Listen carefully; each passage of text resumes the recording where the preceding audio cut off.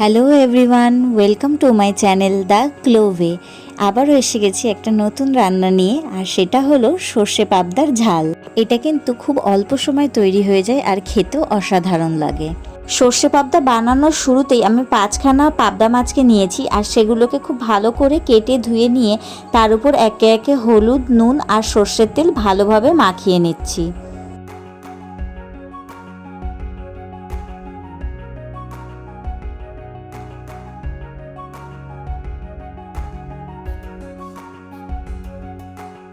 মাছগুলোতে ভালো করে নুন হলুদ মাখানো হয়ে গেলে এগুলোকে কিছুক্ষণের জন্য রেখে দেব। ততক্ষণে একটা মিক্সিং জারে 1 চামচ কালো সর্ষে, 1 চামচ সাদা সর্ষে আর 2টো কাঁচা লঙ্কা নিয়ে সেগুলোকে কিছুক্ষণের জন্য জলে ভিজিয়ে রাখছি।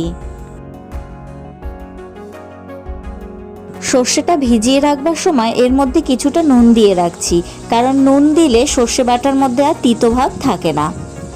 এখন গ্যাসে কড়াই বসিয়ে কড়াইটা একটু গরম হয়ে গেলে তার মধ্যে সর্ষের তেল দিয়ে দিলাম মাছ ভাজার জন্য। গরম তেলের মধ্যে একটু নুন ছিটিয়ে নিচ্ছি যাতে মাছগুলো কড়াইতে লেগে না যায়। এখন একে একে মাছগুলোকে গরম তেলের মধ্যে দিয়ে দেবো। এখানে আমি সবকটা মাছ দিচ্ছি না, প্রথমে 3টে মাছ ভেজে নিচ্ছি, তারপরে আবার 2টো মাছ ভাজবো। এখানে মাছের একটা পিঠ ভাজা হয়ে গেছে, তাই মাছগুলোকে এখন উল্টে দিচ্ছি যাতে আরেকটা পিঠও ভালোভাবে ভাজা হয়ে যায়। মাছের অপর পিঠটা যতক্ষণে ভাজা হচ্ছে ততক্ষণে একটা মিডিয়াম সাইজের টমেটো নিয়ে সেটাকে কুচি কুচি করে কেটে নিয়েছি। এখন মাছের 2 পিঠই ভালোভাবে ভাজা হয়ে গেছে, তাই মাছগুলোকে একটা পাত্রে তুলে নিচ্ছি। এরপর ওই তেলের মধ্যেই বাকি 2টো মাছকেও দিয়ে দিলাম।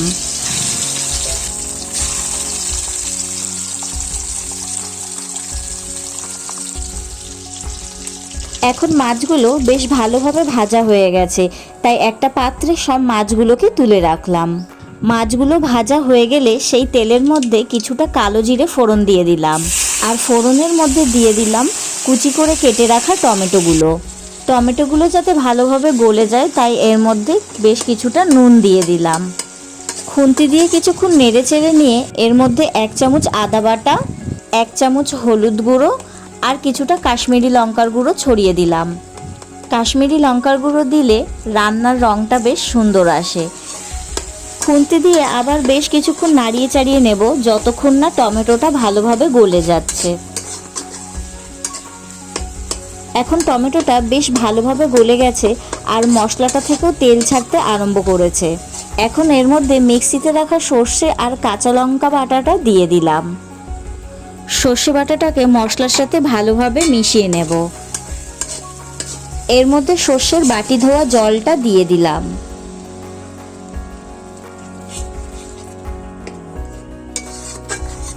এখন পেস্টটাকে বেশ ভালো করে নাড়িয়ে চাড়িয়ে নিয়ে এর মধ্যে স্বাদ মতো নুন আর চিনি দিয়ে দেব। আগে নুন দিয়েছি তাই এখানে নুন একটু কমই লাগবে। আপনাদের যদি আমার রেসিপিগুলো ভালো লেগে থাকে তাহলে প্রতিদিন আরও নতুন নতুন রান্না ট্রাই করবার জন্য আমার চ্যানেলটিকে সাবস্ক্রাইব করে দেবেন, আর লাইক শেয়ার কমেন্ট করতে কিন্তু ভুলবেন না। এখন এই পেস্টটাকে খুন্তি দিয়ে বেশ কিছুক্ষণ নাড়িয়ে চাড়িয়ে নিয়ে এর মধ্যে গরম জল দিয়ে দিলাম। আগে যেহেতু সর্ষে বাটি ধোয়া জলটা দিয়েছিলাম তাই এখানে আর বেশি জল দিচ্ছি না। আপনারা যেরকম গ্রেভি রাখতে চান সেই অনুযায়ী জল দেবেন। এখন গ্রেভিটা ফুটে উঠলে এর মধ্যে একে একে ভেজে তুলে রাখা পাবদা মাছগুলো দিয়ে দিচ্ছি।